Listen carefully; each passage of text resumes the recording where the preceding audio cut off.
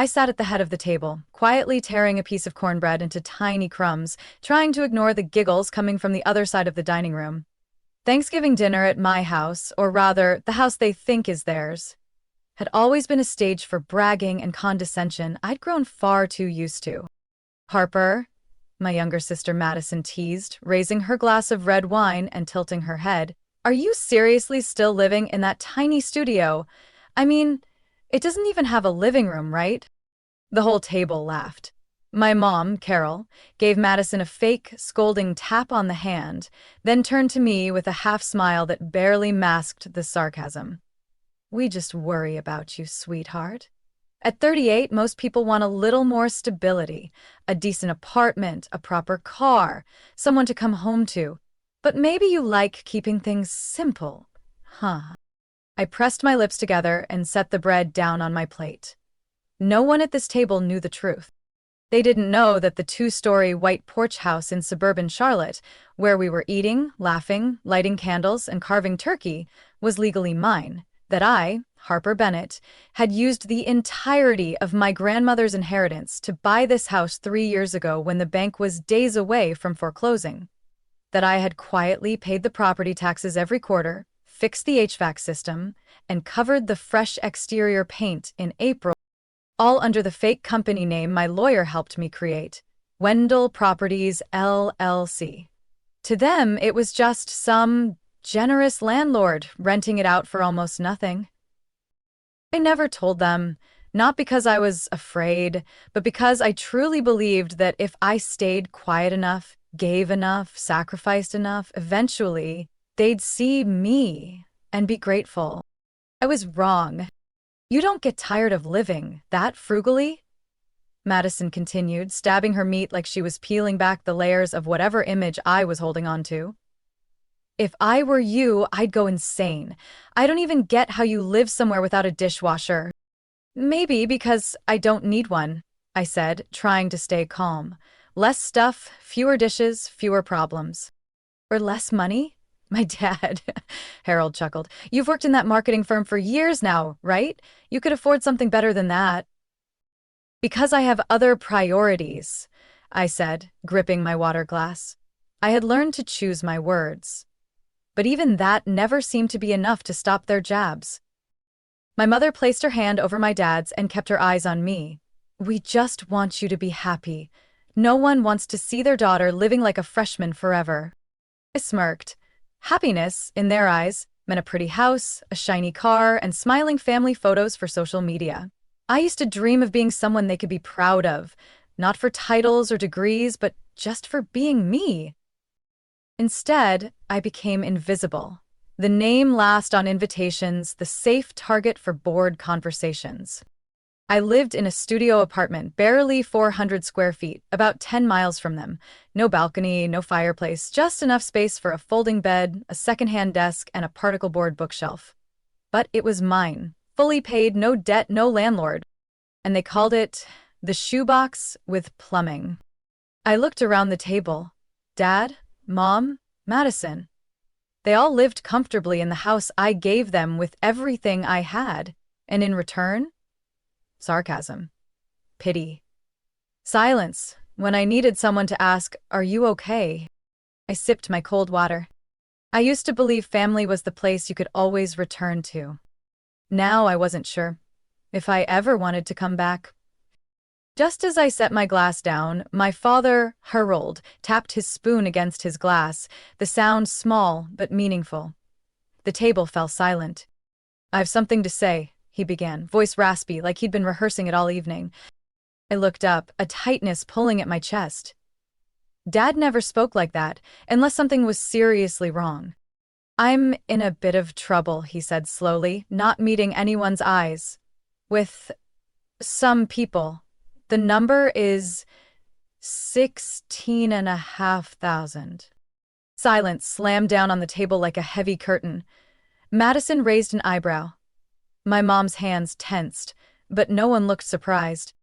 "Just this once," my dad added. "Only this time." I sat up straight. "Gambling?"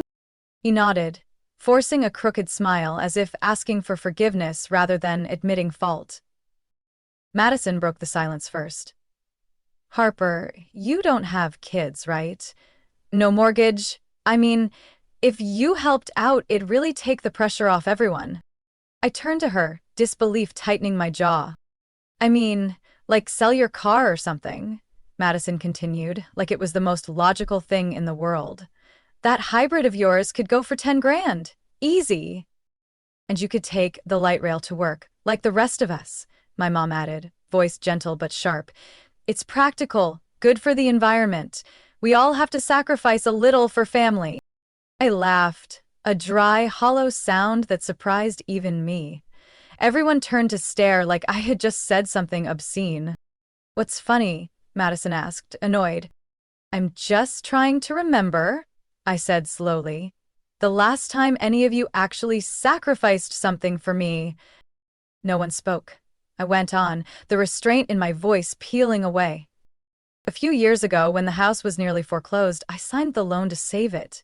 When the roof leaked, I paid to fix it. Utility bills, taxes, I covered them.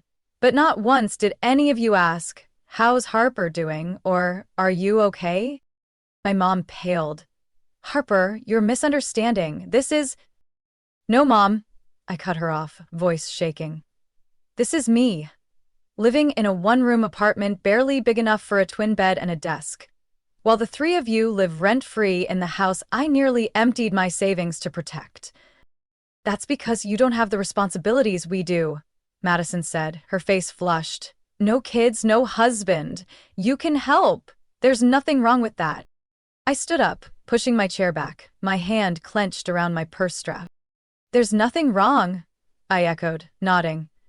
Except being treated like a walking wallet. Harper, what are you doing? My mother asked, voice unsteady. I'm leaving, I replied, eyes locking onto hers, and I'm not selling my car. I'm not paying the debt. Not this time, not any time. My dad growled. You're just going to leave us like this? And where was I for all those years? I shot back, voice tight but steady. I thought if I stayed quiet and kind long enough, you'd finally see me. But no, you only see me when you need someone to clean up the mess. Madison pushed back her chair and stood. If you walk out now, don't bother coming back. I walked to the hallway, grabbed my coat without turning around. Funny, Madison. You still think I want to come back? The door closed behind me, and the sound echoed through my chest like an exclamation point. For the first time in years, I left that house not because I was hurt, but because I was clear-headed. Outside, the cold air slapped my face, but my heart felt lighter. Like I had just set down a boulder. I got into the car, started the engine, and let out a long breath.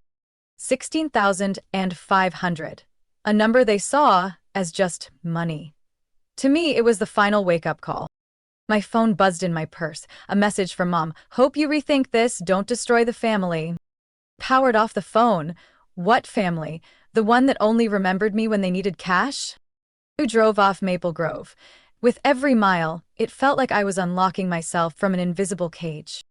And for the first time, I started thinking about what it meant to be a property owner. I walked into Parker's law office Monday morning, my long coat still dusted with rain from the thunderstorm the night before.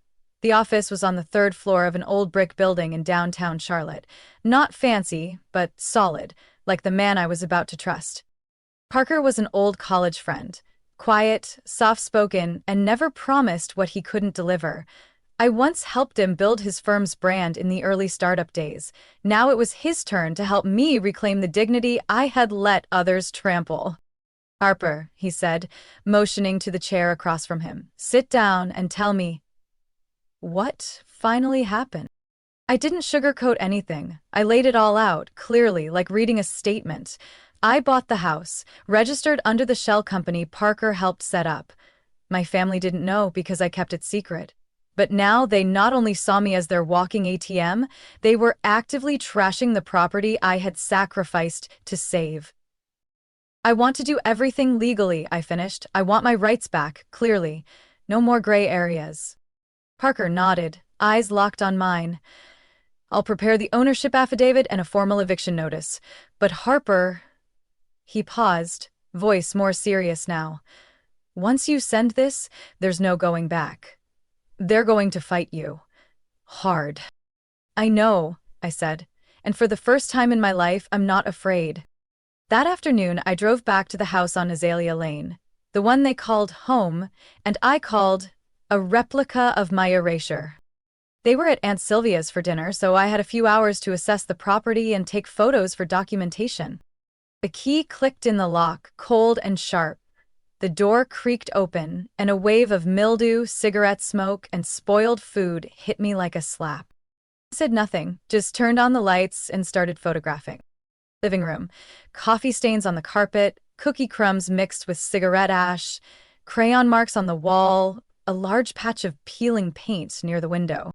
Dining room, broken chair backs, greasy fingerprints all over the table, a yellow stain on the ceiling, clearly from the roof I'd paid to fix just last month. Kitchen, the fridge groaned, its door dangling next to a scribbled note. Get more beer, we're out. Below that, empty beer cans stacked like scrap metal. A cabinet door hung by one hinge, ready to fall at any second. I swallowed hard, but kept going. Upstairs.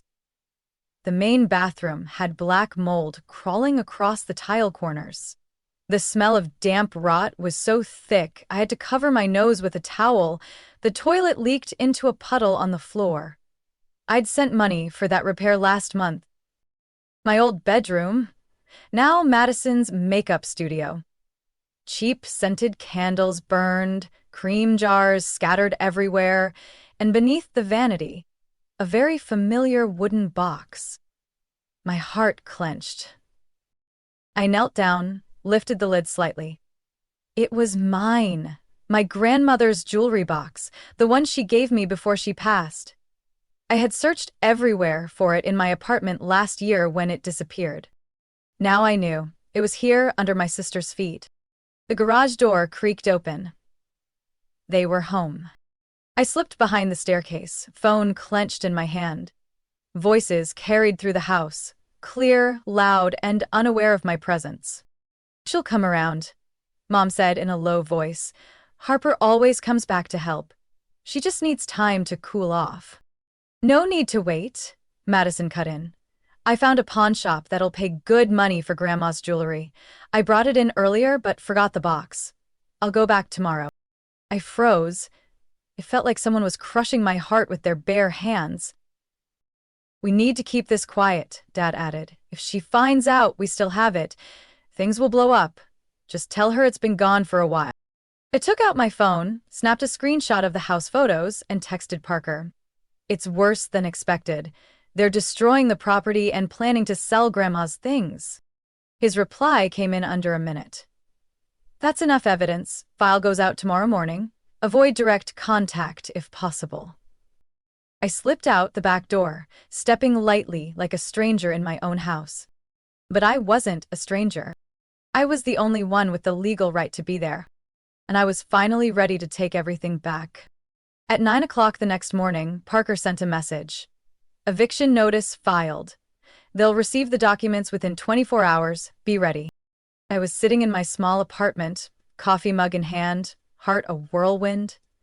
Not out of hesitation, I had made my choice, but because I knew, once the truth knocks on the door, not everyone is willing to open it. While I was working, the first call came in. Mom. I let it ring. Didn't pick up. Then Madison, then Dad. 15 minutes later, someone knocked on the door. I didn't answer. 30 minutes later, my voicemail was full of frantic clips of my mother sobbing, Harper, what are you doing? My dad yelling, you betrayed the family, and Madison's voice, cold and hard, you'll regret this. The next message wasn't from them. It was Parker. They've been served. They just called my office. And Harper, they're playing their hand. That evening, as I was organizing case files, there was a knock at the door. I peeked through the curtain, no surprise. Mom stood out front, coat unbuttoned, face pale but still wearing that smug expression. Madison beside her, eyes sharp with accusation. Dad behind them, arms crossed, silent but burning. I opened the door halfway. There's nothing left for us to say, privately. You're going to put us out on the street? Mom asked, voice almost shaking. We're your blood. No, Mom, I said, locking eyes with her. I'm reclaiming what's mine. You have 30 days. Move out or start paying market rent. You're insane, Madison sneered. You think you can kick your own parents out of their house and not get crucified by society? I stayed silent. My mother pulled a stack of papers from her coat pocket. We've spoken to a lawyer. We're going to sue you for elder abuse, for asset theft, and, she paused, for putting your own family in a dangerous situation. I didn't respond. I simply said, all the evidence has been recorded, and if necessary, I'm ready to present everything in court. Don't forget, my father added in a low voice. You still owe us a debt of gratitude. Everything you have came from us. I looked at him. That's not true. Everything I have, I built myself. I just used to think, if I gave enough, maybe you'd finally love me. Now I understand. To you, I'm only worth my bank balance. I closed the door. That night, I couldn't sleep. The next morning, Parker's office received an official civil complaint. I was being accused of financial abuse of the elderly, fraudulent dealings, and unlawful possession of property. Parker sighed as he handed me the papers. They're going after your image. If they convince the court you're greedy and heartless, you might be forced to negotiate your ownership. And if they fail, I asked? Then the masks come off. Publicly. Permanently. I nodded. I'm ready. If they want to fight with lies, I'll respond with the truth. 3 days later, I received an anonymous envelope in my mailbox. No return address. No stamp. Just one photograph. It showed my father handing a thick envelope to a man in a gray suit, a lawyer. Scrawled in blue pen beneath the image was a line, "It's not just fake paperwork. There's cash under the table, too." I handed it to Parker. He examined it carefully, then immediately picked up the phone to call a private investigator. This might become something even bigger than a property dispute, Parker said, his eyes sharpening. If we can prove they conspired to strip you of your ownership, this could flip everything. I nodded, my heart pounding in my chest. Part of me couldn't believe it had come to this. But the rest? Knew the time for silence was long over. Courtroom 4 of the Mecklenburg County Superior Court was unnervingly quiet that morning. I sat on the wooden bench, spine straight, hands folded in my lap. Across from me was Parker, my lawyer, reviewing the documents one last time, flipping through the pages like blades in a bloodless war. My family sat across the aisle. My mother, Carol, wore a pastel dress, her hair in a high bun, eyes red-rimmed. My father, Harold, wore a wrinkled gray suit, his gaze unflinching. Madison, my younger sister, wore a modest dress I'd never seen before, looking like the victim in some midday courtroom drama. The judge was a woman in her 60s, with cropped silver hair and thin steel-framed glasses. Her voice was calm but firm. Case of Francis Viss Bennett? Plaintiff's attorney, please proceed. My family's lawyer, a tall, thin man named Clayton, stepped forward with confident posture. He launched into a passionate argument that I, Harper Bennett, was a calculating daughter, exploiting the trust of her aging parents, seizing property through legal manipulation, and now trying to evict her own parents for personal gain. I didn't react. I had prepared for this. Clayton submitted a few financial documents he claimed showed manipulation, a letter from an anonymous neighbor, clearly fabricated, and a printed screenshot of a text exchange between Madison and me, edited to make me look cold and heartless. Parker waited, then calmly requested the court's permission to present our full body of evidence after the plaintiff's side finished. When our turn came, Parker rose, voice even and grounded. Your Honor, we're not here to tell a sad story. We're here to tell the truth. He displayed the photos I had taken. Damaged flooring, mold infestations, broken furniture. Next came the financial documents, proof of property ownership under my company's name, 3 years of property tax payments and receipts for roof repairs. Then came the video. The entire courtroom fell silent as Valentina, our longtime neighbor, stepped up to the witness stand. She brought a USB with surveillance footage, my father punching the garage door in a fit of rage, my mother yelling at me from the driveway, and, most damning, Madison sneaking my grandmother's jewelry box from my old bedroom. Madison turned pale. Clayton immediately objected, claiming the footage was unauthorized and possibly edited. But the judge calmly nodded to Parker. The cameras were placed on the witness's property. Footage was recorded outdoors. It's admissible. Parker then submitted my grandmother's handwritten letter, dated before her passing, stating, "All the jewelry in the wooden box belongs to Harper." The room grew heavier than stone. I heard my mother quietly stifle a sob. The judge tapped her gavel. After reviewing all presented evidence, the court finds that the defendant, Miss Harper Bennett, is the lawful property owner. The plaintiffs have resided rent-free for several years without any valid lease or evidence of abuse. She looked directly at my mother, then Madison, then my father. By the contrary, there is clear indication of emotional manipulation, financial deceit, and personal property theft. The case is dismissed. Plaintiffs have 30 days to vacate the premises or sign a new lease at market value. Court is adjourned. I barely registered the final gavel strike.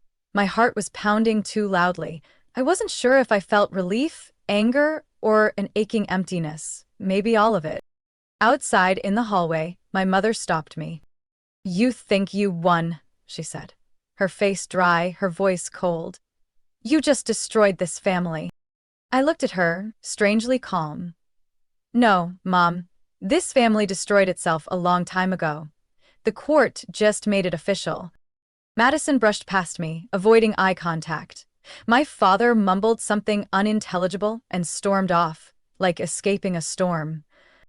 I stayed where I was for a moment, then turned to Parker. "Do you think they'll try to retaliate?" Parker looked at me with calm assurance.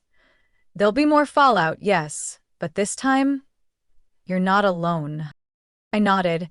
I was no longer the silent shadow at the dinner table. I was the true owner, not just of the house, but of my life. Day 30 came faster than I expected. That morning, the sky over Charlotte was gray, as if the whole city could sense that something was coming to an end. I stood less than 30 feet from the front gate, quietly watching the moving truck slowly back into the driveway. They were nearly an hour late, probably on purpose. I wasn't surprised. My dad stepped out first, windbreaker slung over his shoulder, his footsteps heavy. Then came my mom, clutching her handbag like it held the last of her dignity. Madison followed, dragging a red suitcase, eyes avoiding mine. I didn't say hello, I just gave a slight nod to the moving crew leader. He was polite but brief.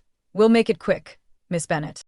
"Just follow the process," I replied, eyes fixed on the door I once grew up behind, and later disappeared from whenever they needed someone to blame. The once lush front yard was now patchy with brown spots from neglect. A few shingles were missing from the roof. I told myself, "It's fine, everything will be replaced inside and out." "So, are you happy now?" Madison spoke up first, hand on her hip like she was on some daytime debate show. "Don't you feel guilty?" My mom jumped in. "We're blood. How can you be so cold?" I looked at her. Without boundaries, it's not love, it's exploitation. "We're family," my dad snapped, but didn't move closer. "Family is supposed to be where you can be yourself without fear of being hurt," I replied, fingers tightening around the keys in my pocket. "Not a place where one person always has to stay silent so the others can stay comfortable." My mom's eyes filled with tears that might have softened me once. "Not anymore. You'll regret living alone in that house," she said hoarsely. "No one will love you like family does." I was quiet for a few seconds before answering with the calmest truth I'd ever spoken. "And no one has hurt me like family has." When the moving truck rolled away from Maple Grove, I stood for a long while on the front steps. The door still had a small crack near the handle. I'd replace the whole frame. Not because it didn't work, but because I didn't want anything left to remember. The locksmith arrived exactly on time. "I'll replace all the locks front and back," he said. "Would you like a custom code for the garage door?" "That'd be best," I replied, handing him a copy of the floor plan Parker had suggested I update once I regained full control. An hour later, I held the new set of keys in my hand, quietly staring at the freshly oiled hinges. "Are you moving in today?" the locksmith asked as he packed up. I shook my head, smiling. "No, I just came to reclaim the space that belongs to me." 3 weeks later, the house was cleaned and fully renovated. The real estate company Parker referred me to had already found a great fit. Young couple with a toddler. They loved the quiet neighborhood, especially the open kitchen. The same one where I used to silently wash dishes while my family laughed in the living room. I didn't keep a single old item, not even the pencil marks on the stairwell wall measuring our childhood heights, something I once thought I'd preserve forever. I took a photo of them, then painted over the wall completely. Not to erase the memory, but to declare I was making myself new again. I'd still lived in my small studio apartment, cramped, but quiet. Not fancy, but enough. And most importantly, it was my choice. The evening before the new tenants moved in, I visited the house one last time. I set the new keys on the kitchen counter, labeled clearly, Harper Bennett, owner. On the drive back, my phone buzzed. A message from Madison. "Congrats on your cold, empty house. Hope you're happy." I didn't respond. I just looked out the car window at the way the streetlights stretched across the rooftops of other homes. No, I wasn't cold or empty. I was clear, I was free. And I didn't owe anyone an explanation anymore. On Saturday afternoon, soft May sunlight spilled through the window of my tiny studio apartment. The place I had once called temporary, not enough. Now, it was the first place I'd ever called home, without feeling like I owed someone for it. I had just finished folding a thin blanket when there was a knock at the door.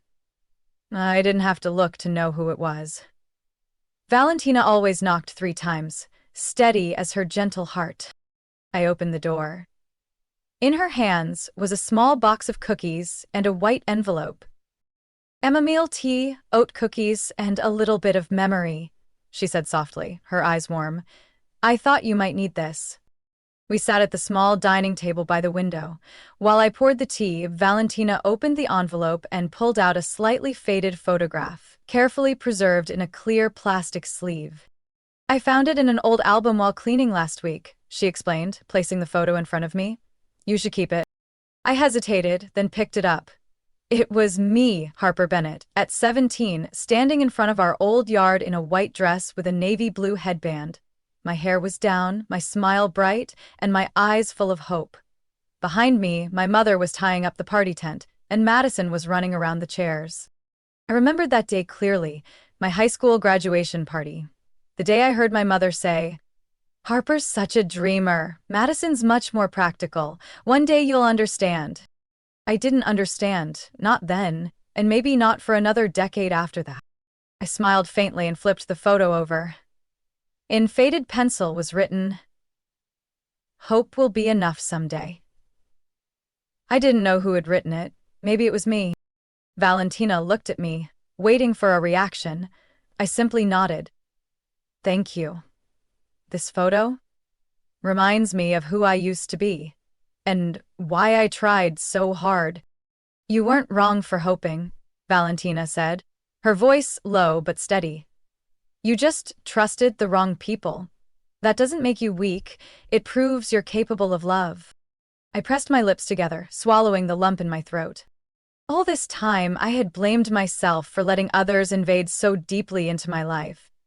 I wondered if I had been too soft, too compliant. But now, with this photo in front of me, I saw something clearly.